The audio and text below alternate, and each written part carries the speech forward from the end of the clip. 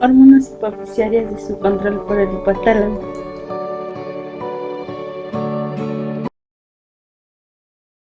La hipófisis, denominada también glándula pituitaria, es una pequeña glándula de alrededor de 1 centímetro de diámetro y 0,5 a 1 gramo de peso, situada en la silla turca y unida al hipotálamo mediante el tallo hipofisiario. La hipófisis se divide en dos partes bien diferenciadas: el lóbulo anterior o adenohipófisis y el lóbulo posterior o neurohipófisis. Entre ambas existe una pequeña zona poco vascularizada y denominada parte intermedia. La adenohipófisis secreta 6 hormonas que intervienen en el control de las funciones metabólicas de todo el organismo, que son la hormona del crecimiento, la corticotropina, la tirotropina, la prolactina.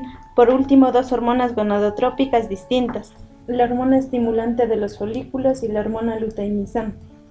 Las 2 hormonas secretadas por la neurohipófisis: la hormona antidiurética, denominada también vasopresina, controla la excreción de agua en la orina, y la hormona oxitocina contribuye a la secreción de la leche desde las glándulas mamarias hasta los pezones. Posiblemente también interviene en el parto. La adenohipófisis contiene diversos tipos celulares que sintetizan y secretan hormonas. Los 5 tipos de células son las somatótropas, corticótropas, tirótropas, gonadótropas y las lactótropas. El hipotálamo controla la secreción hipofisiaria. La secreción de la neurohipófisis está controlada por las señales nerviosas que se originan en el hipotálamo y terminan en la neurohipófisis. Por el contrario, la secreción de la adenohipófisis está controlada por las hormonas llamadas hormonas o factores de liberación y de inhibición hipotalámicas. Esta se sintetiza en el propio hipotálamo y pasa a la adenohipófisis a través de los minúsculos vasos sanguíneos denominados vasos porta hipotalámico-hipofisiarios. Así pues, el hipotálamo es una centralita que recoge la información relativa al bienestar interno del organismo y a su vez utiliza gran parte de esta información para controlar la secreción de numerosas hormonas hipofisiarias de gran importancia general. Sistema porta hipotalámico hipofisiario de la adenohipófisis. La adenohipófisis es una glándula muy vascularizada que dispone de amplios senos capilares. La sangre fluye a través de unos diminutos vasos porta hipotalámico hipofisiario, accede a los senos adenohipofisiarios, denominado eminencia media, unida por su parte inferior al tallo hipofisiario. Las principales hormonas liberadoras e inhibidoras hipotalámicas son las siguientes: hormona liberadora de tirotropina, que estimula la secreción de TSH. La hormona liberadora de gonadotropina estimula la secreción de FSH y LH. La hormona liberadora de corticotropina estimula la secreción de ACTH. La hormona liberadora de hormona del crecimiento estimula la secreción de hormona del crecimiento. La hormona inhibidora de la hormona del crecimiento inhibe la secreción de hormona del crecimiento. La hormona inhibidora de la prolactina inhibe la secreción de prolactina. Funciones fisiológicas de la hormona del crecimiento. Todas las hormonas adenohipofisiarias más importantes, salvo la hormona del crecimiento, ejercen sus efectos principales mediante la estimulación de las glándulas efectoras, como la glándula tiroides, la corteza suprarrenal, los ovarios, los testículos y las glándulas mamarias. La hormona del crecimiento, a diferencia de otras hormonas, no actúa a través de ninguna glándula efectora, sino que ejerce un efecto directo sobre todo o casi todos los tejidos del organismo. La hormona del crecimiento estimula el crecimiento de muchos tejidos corporales. La hormona del crecimiento, denominada también hormona somatótropa o somatotropina, es una molécula proteica pequeña que contiene 191 aminoácidos con un peso molecular de 22.005. Induce el crecimiento de casi todos los tejidos del organismo, que conserva esa capacidad. También favorece el aumento del tamaño de las células, como las células del crecimiento óseo y los miocitos precoces. La hormona del crecimiento ejerce múltiples efectos metabólicos específicos. 1. Aumenta la síntesis proteica en casi todas las células del organismo. 2. Favorece la movilización de los ácidos grasos del tejido adiposo. Incrementa la cantidad de ácidos grasos libres en la sangre y potencia el uso de los ácidos grasos como fuente de energía. Y 3. Disminuye la cantidad de glucosa utilizada en todo el organismo. La hormona del crecimiento favorece el depósito de proteínas en los tejidos.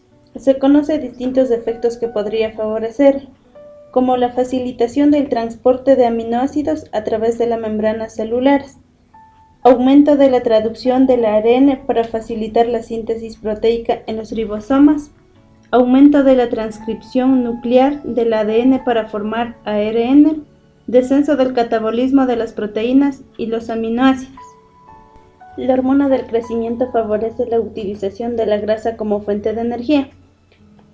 La hormona del crecimiento induce la liberación de los ácidos grasos del tejido adiposo y por consiguiente aumenta su concentración en los líquidos corporales. Asimismo, intensifica la conversión de ácidos grasos en acetilcoenzima A y su utilización subsiguiente como fuente de energía.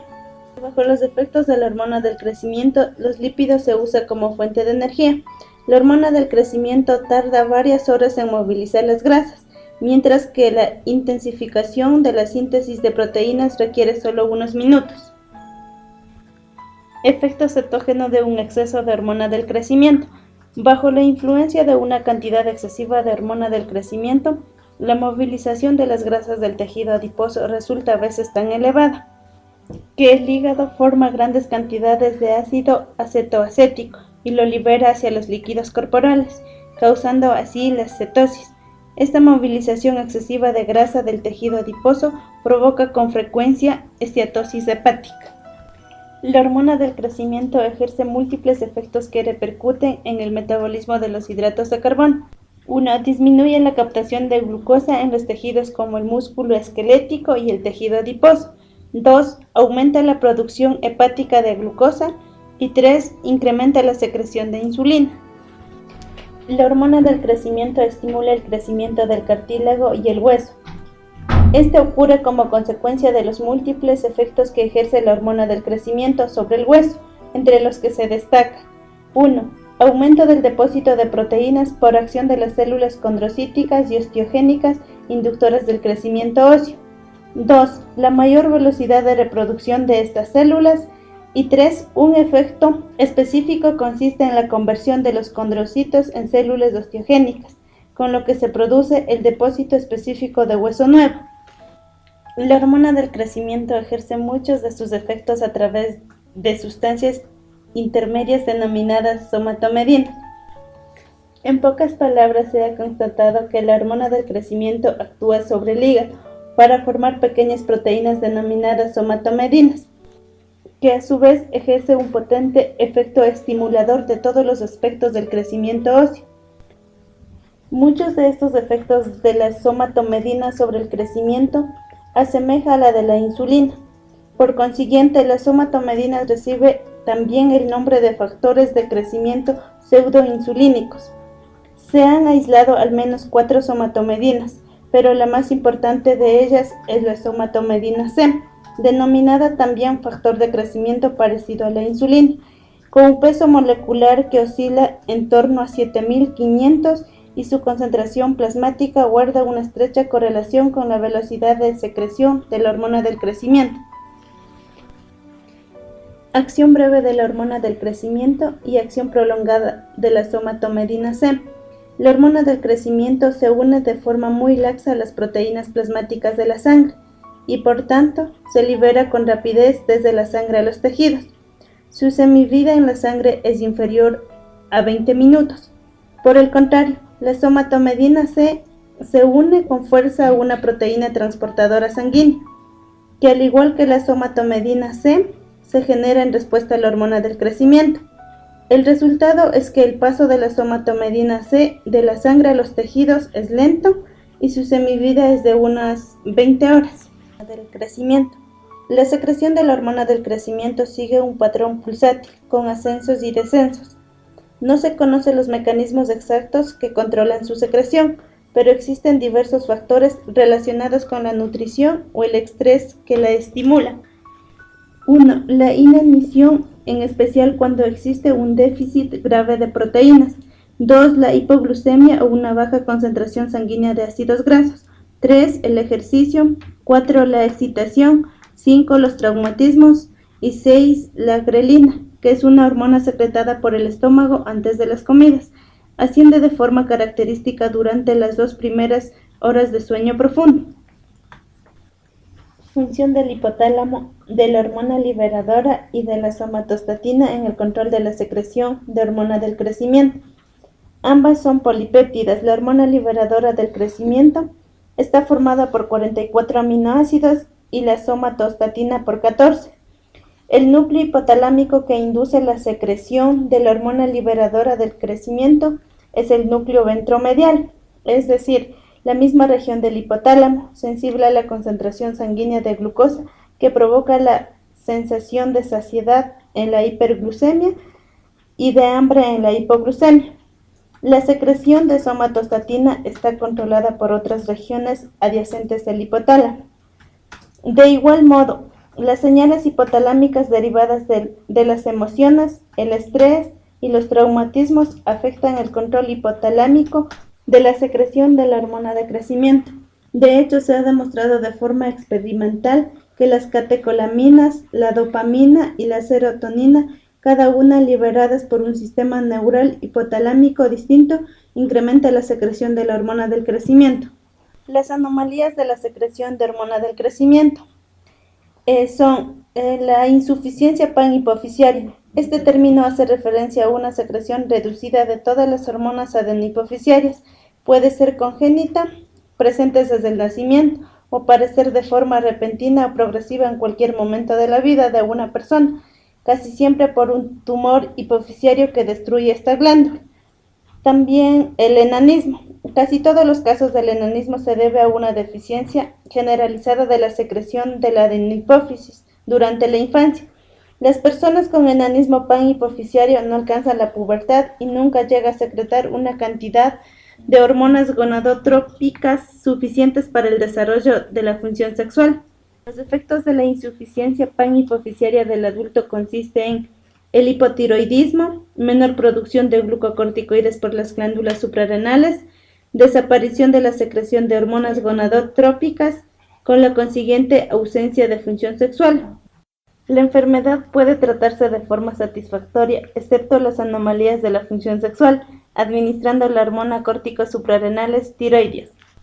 El gigantismo. En ocasiones las células acidófilas de la glándula adenohipofisiaria se tornan hiperactivas y a veces llegan a originarse tumores acidófilos en la glándula.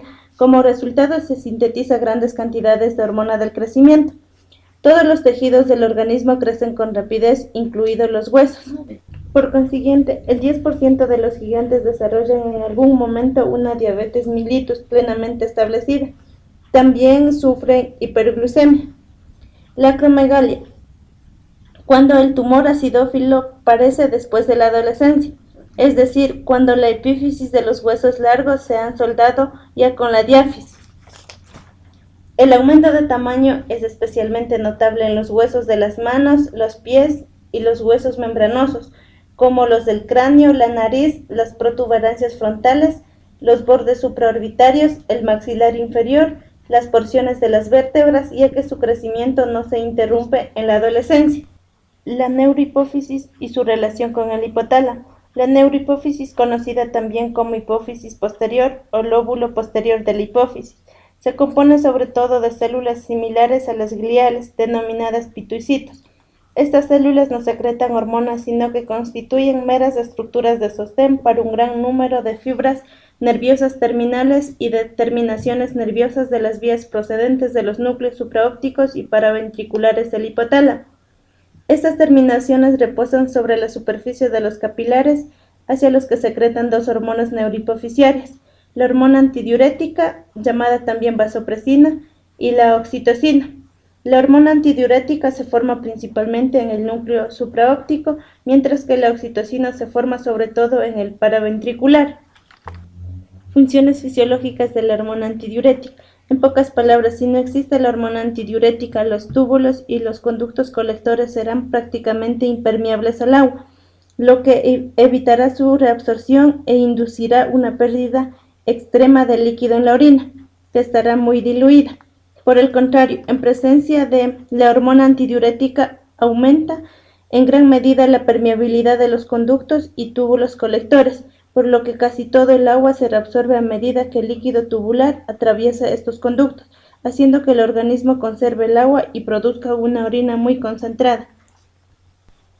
Oxitocina. La oxitocina produce la contracción del útero gestante. Como indica su nombre, la hormona oxitocina estimula con fuerza la contracción del útero en el embarazo, en especial al final de la gestación, por los siguientes hechos. 1. Cuando se secciona la hipófisis de la hembra preñada, la duración del periodo de dilatación aumenta mucho, lo que indica un posible efecto de la oxitocina durante el parto. 2. La concentración plasmática de la oxitocina asciende durante el parto, en especial en la última fase. 3. La estimulación del cuello uterino de la hembra preñada desencadena señales nerviosas que pasa al hipotálamo e incrementa la secreción de oxitocina. Estos efectos y este posible mecanismo que facilita el nacimiento. La oxitocina estimula la expulsión de la leche por las mamas. El mecanismo es el siguiente. El estímulo de succión en el pezón mamario desencadena la transmisión de señales a través de nervios sensitivos a las neuronas secretoras de oxitocina de los núcleos paraventriculares y supraópticos del hipotálamo, haciendo que la neurohipófisis libere la hormona. A continuación, la oxitocina llega por la sangre hasta las mamas, donde induce la contracción de las células mioepiteliales. En menos de un minuto después de comenzar la succión, comienza a fluir la leche. Este mecanismo se denomina chorro de leche o expulsión de leche.